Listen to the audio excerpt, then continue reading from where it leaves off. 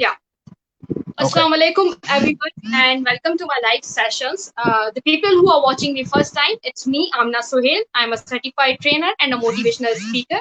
These days, I'm actually conducting live interviews and sessions with the very skillful and talented people.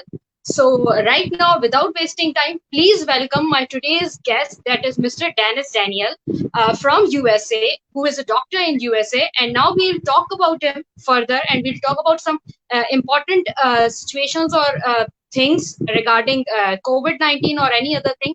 So, Assalamu alaikum and welcome to my show, Mr. Daniel.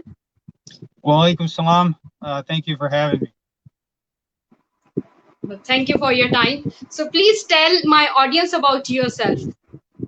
Okay. Well, I live in the United States right now in the state of Illinois. I've been in the United States for 25 years. I'm originally a war refugee from Bosnia. So I came here when I was 14 years old, and I grew up in America. And I I was because I was in America, I guess I was an atheist for a long time. And 10 years ago, I found Islam again, and alhamdulillah, I'm a Muslim. Mashallah, mashallah. It's excellent, and I want to confess here something that you are my first foreigner guest here. Huh. Well, So in this way, my pleasure. welcome again. My pleasure too. Mr. Dennis or Dr. Dennis, if we talk about Muslims, what your opinions are for the Muslims living in countries and Muslims living in non-Muslim countries? What would you say about? Is there any difference in their life living styles or in their working styles? Yeah, there's difference.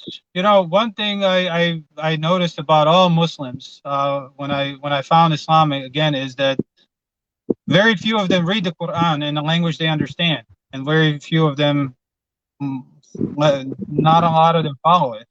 We all of us all of us call ourselves Muslims, but very few of us are actually following the Quran, and that's one thing I've noticed. Maybe I don't know about Muslim countries, but the country where I'm from, Bosnia, that is the case. Most people from where I'm from originally, and it is a Muslim country, they don't follow the Quran. They just live life, and they claim to believe in Allah and the Quran, but they don't do they don't read it. Uh, the differences between living in a Muslim country and a non-Muslim country, I really miss the azan. That is one thing that I really miss. It is not, it's against the law here to have the azan, and I definitely miss that. Uh, as far as holidays, it's hard to go to Jummah here because work day is from Monday to Friday.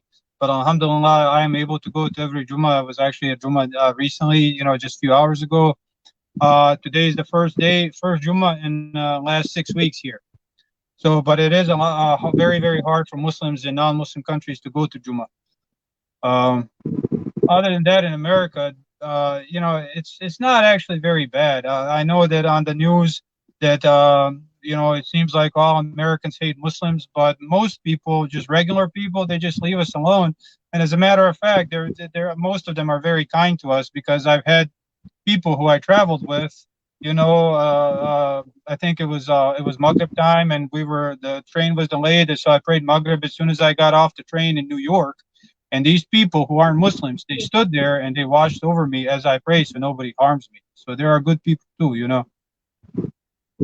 Yeah, exactly. So, Mr. Dennis, you are inspiration for so many people here right now. You must be, as you found Islam once again. So, I would like to ask you here that what was the reason? What was the inspiration that you found Islam once again? What was the one Well, thing that you find? it actually was one thing. So one day I was sitting at home. It was my last year of medical school, and a thought came to my mind. So I got to give a little bit of background of what kind of an atheist I was. I wasn't just an atheist that minded my own business. I was an atheist that hated religion. I hated Christianity. I hated Islam. I thought that all religion was a cancer on the world, and I did everything I could to dissuade everybody I could from religion. I wanted them to be an atheist just like me. So I was very, very active. May God forgive me. And then one day I was at home. I was just sitting there, and a thought came to my head. And the thought was, why do you believe the things that you believe? like, and that just kind of surprised me. And then right after that, I realized that everything I knew about religion was what I either learned from people in the mosque or my neighbors who were Muslims, because I lived in a Muslim country, right? And I realized that I actually never read anything. So then I read the Bible, and what I found in the Bible was something, as far I saw that the Jesus, peace be upon him, that he never, even in the Bible, never claimed to be God, and he never claimed to be the Son of God. And then I read the Quran, and the Quran was just, I couldn't argue against it. I used to pride myself on logic. I can debate people, and I could not debate the Quran. It's just it was ultimate wisdom, and I just surrendered. That was it. I submitted. I became a Muslim. Excellent. Mashallah. May Allah bless you and may Allah guide you. And I wish may Allah guide us all towards the right path that has Inshallah. defined actually in our Quran and in our Islam. Alhamdulillah, mashallah. It's really a blessing and congratulations to coming back to Islam. Thank you. That you find it. Yeah. The slogan we are listening these days over the globe since so many months, that be safe, stay home. Say some words about it. You must know COVID-19, this situation. Yeah, so I'm an emergency room doctor. So I do see it. And initially it seemed that it is a very bad infection, and very, very contagious. So it is a bad infection, and it's kind of hard to tell exactly who's going to get really sick and who's going to die from it. There's a lot of people who get really, really sick, and then there's a lot of people who do fine. Most what we know about it is if they're very old, and the people who have medical problems like high blood pressure, diabetes, lung problems, and who are obese. So all of those people seem to do very, very bad with this virus. Even young people who are overweight. So I've been seeing that a lot of that here. They get really, really sick for some reason, and we haven't figured out yet why that is. We don't know if it's genetic. We don't know, if it's just obesity and unhealthy living.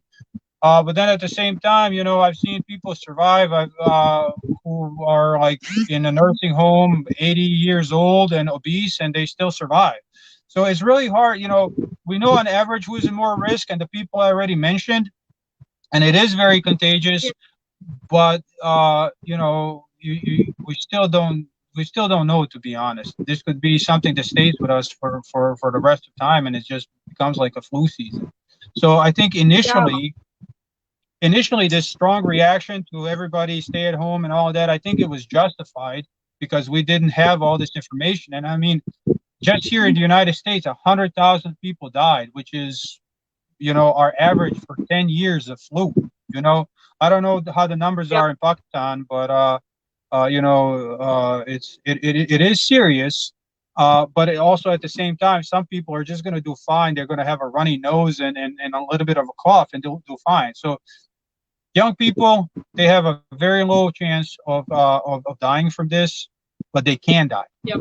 Older people, they have a much higher chance. So it is something to be taken seriously, unfortunately. Yeah. It's really heartbreaking to listening like news like this, that 100,000 people are are dying in any country. It's really heartbreaking. And over here, the people who are watching us right now, you can comment us. You can ask our Dr. Denis here from USA. So you can ask anything if you would like to add or you would like to ask. Mr.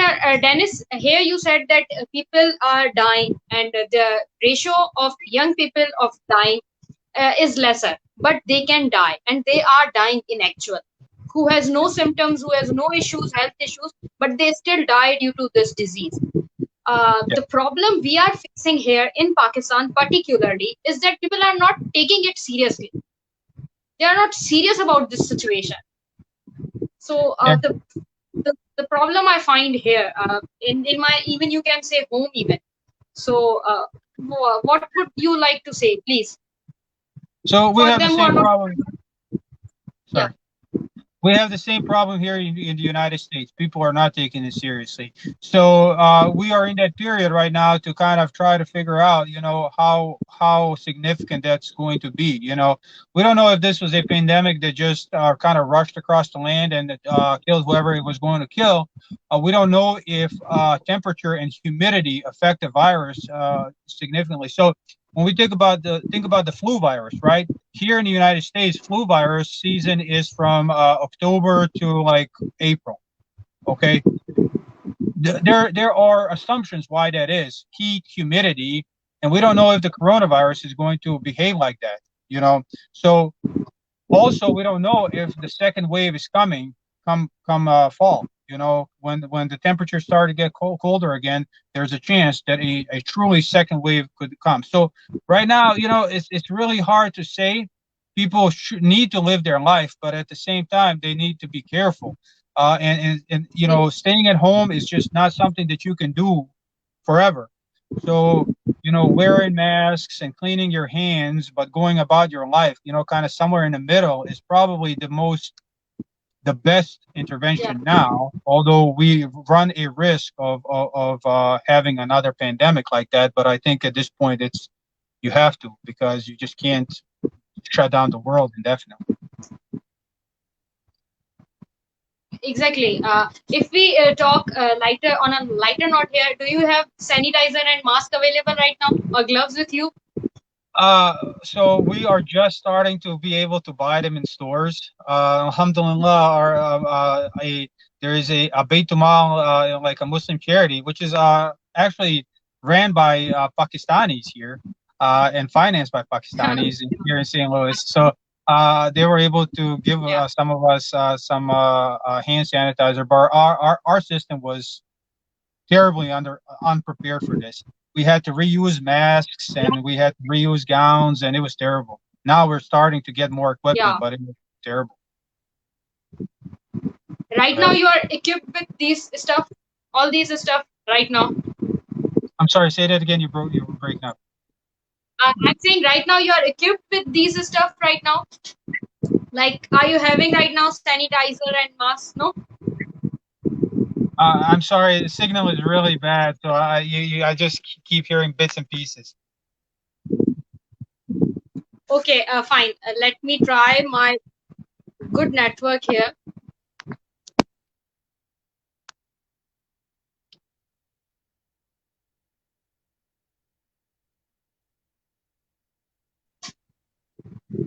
Yes. I'm sure now you can hear me and see me clearly. I'm asking that right now you are equipped with these stuffs I'm acute. What? and mask.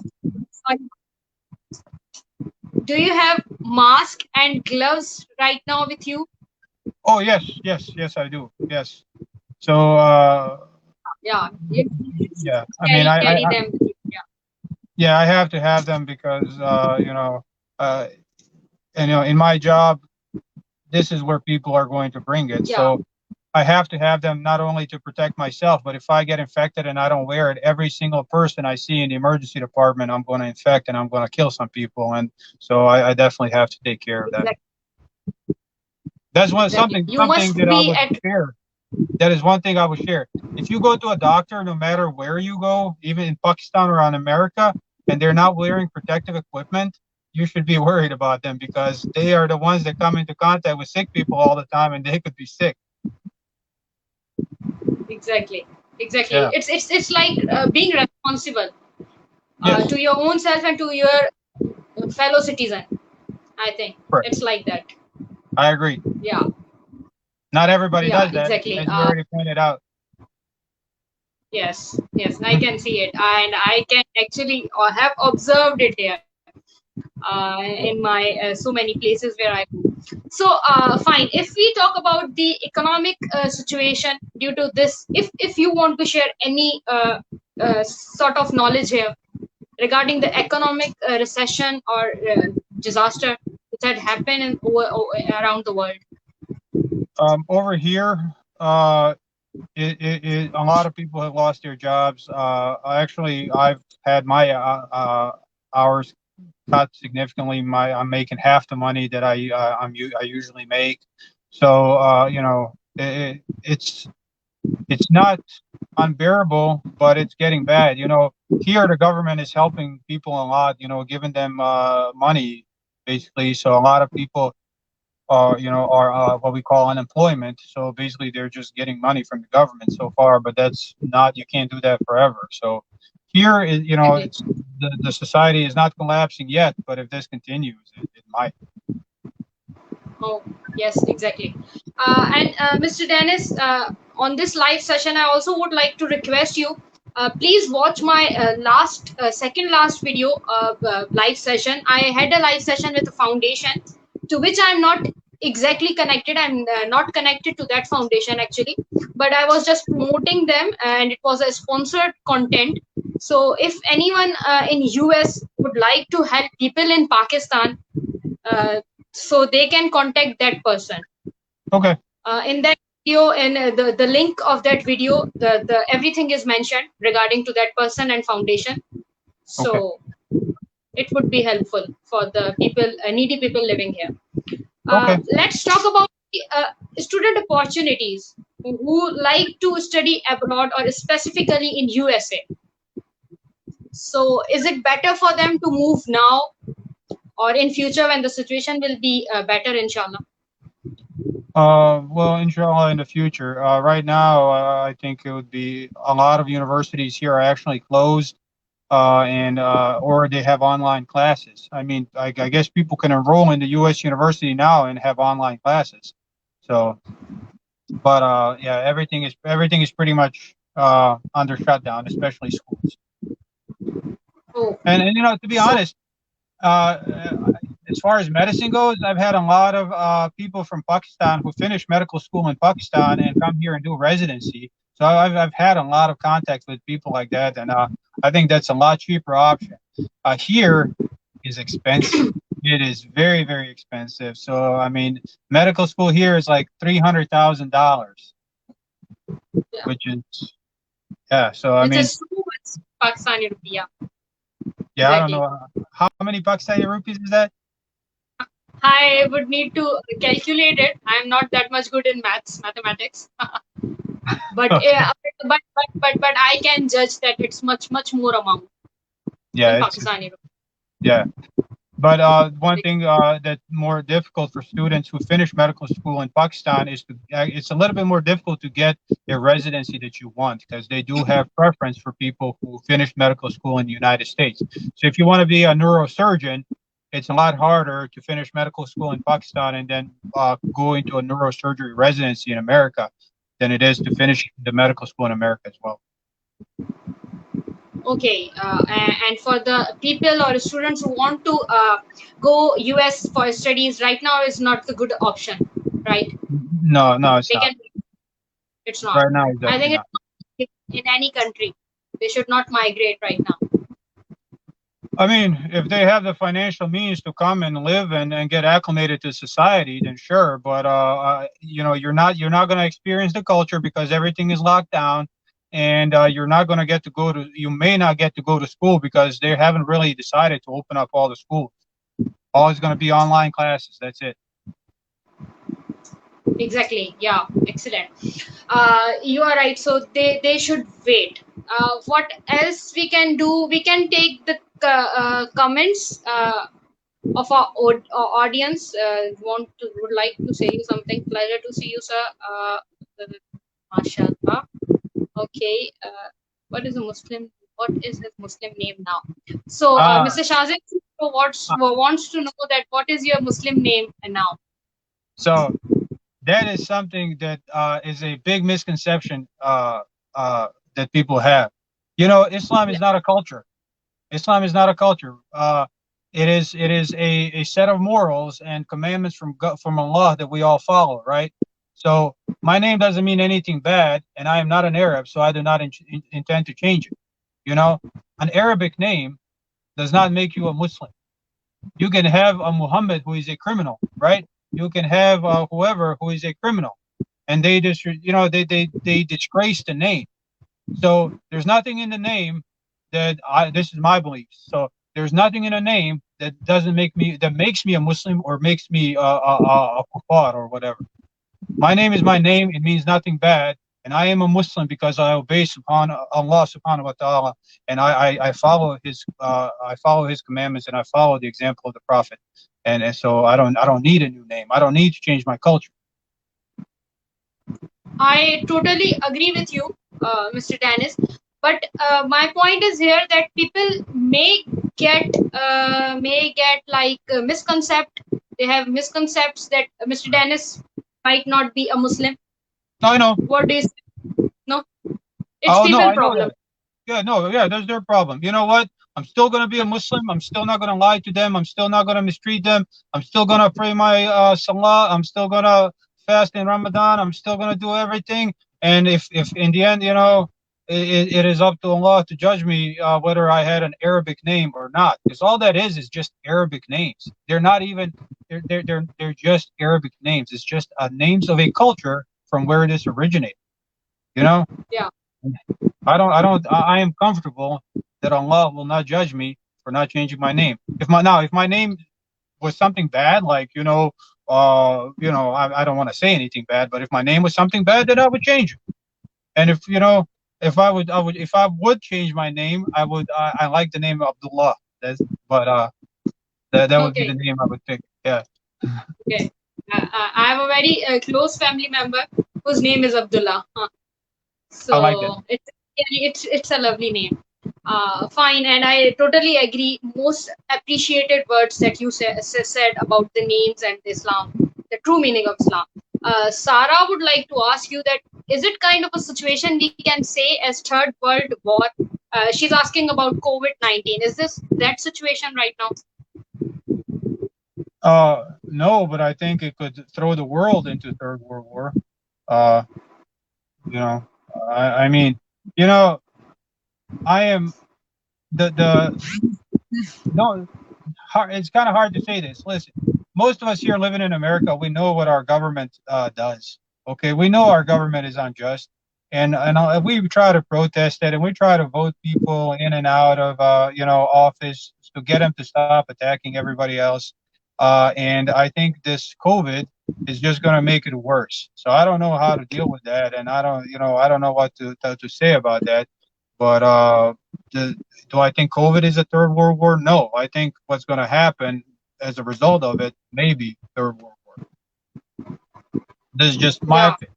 I just want to make a disclaimer. I am nobody to comment on that. I'm just a regular person here in America, so I have no knowledge for me to give anything other than my humble opinion on that. Okay. Exactly. If you say so, I can add your disclaimer over here as well. So we both are here just to share our ideas and thoughts, and just to aware people from our little knowledge, from my little knowledge. Yeah. Further, Mr. Iftikhar Hussain Beg wants to say some nice words to you. Thank you. I appreciate it. Thank you. Thank you. Thank you for the kind words to that gentleman. I didn't even catch his name because it went off screen. But thank you very much, sir. It's Iftikhar Hussain Beg. Thank you, sir. I appreciate your kind words. Yeah, I really appreciated that you came here. It's really an honor for me, and I'm really looking forward to another session with you on a very informative topic, inshallah, very soon. In the last, I would like to ask you to say anything you want to share with the people who are listening to you right now and who will be listening to you after the stream ends. And I also request you to please see the comments of the people and just respond them, so people will see it and comment over the video as well. What do I've always wanted to visit Pakistan. Inshallah, one day I'm gonna come and visit. I hear Pakistan is an amazing country. I actually know a lot of people from Pakistan. There's a lot of big community here in St. Louis, and I think you guys should be proud of them, because out of like 10 mosques in St. Louis, Missouri, the mosque that is predominantly Pakistani is the one that helps the most people. They are the ones that are financing the most charity that Muslims do in this area. and I am very impressed by people from over there. And inshallah, I hope to visit your country one day. I saw pictures; it's amazing. Inshallah. And We will have a healthy meetup, inshallah, professional meetup soon if you come. So, inshallah, inshallah. And and thank you for your time. thank you. And so the comments for this would be on Facebook. That's where I can see them. Correct? You said to reply to comments or whatever, so they will be on Facebook. Correct? Yeah. On my Facebook, after the session ends, or you can see, visit my page. You can visit my page in the stream. So, if you have time. Okay. Thank you very much for your time. Or any words or anything about me you want to suggest me anything? No, I think what you're doing is amazing, and I think you're doing a great job. And you said that you didn't think your English was good, but it's actually very good. So Thank you. I am trying to make it more good, as I don't speak English fluently or with every person here. So I'm not that much practice. I don't have practice actually. So, but definitely I'm you're doing a working great on job. it. Yeah. You're doing a great job. Thank you so much for your time. Thank you. My pleasure. Assalamu alaikum. Walaikum salam. Allah Hafiz. So, how do I? Thank you so much everyone for watching this stream, and thank you so much for your comments. Do like my page and do like my YouTube channel, as well as subscribe it, hit the bell icon. You want to come and share ideas with me through my page, you can DM me, or you would like to share any of your business or anything, so you can DM me. And please do like my page and subscribe my YouTube channel. Thank you so much, and Allah Hafiz.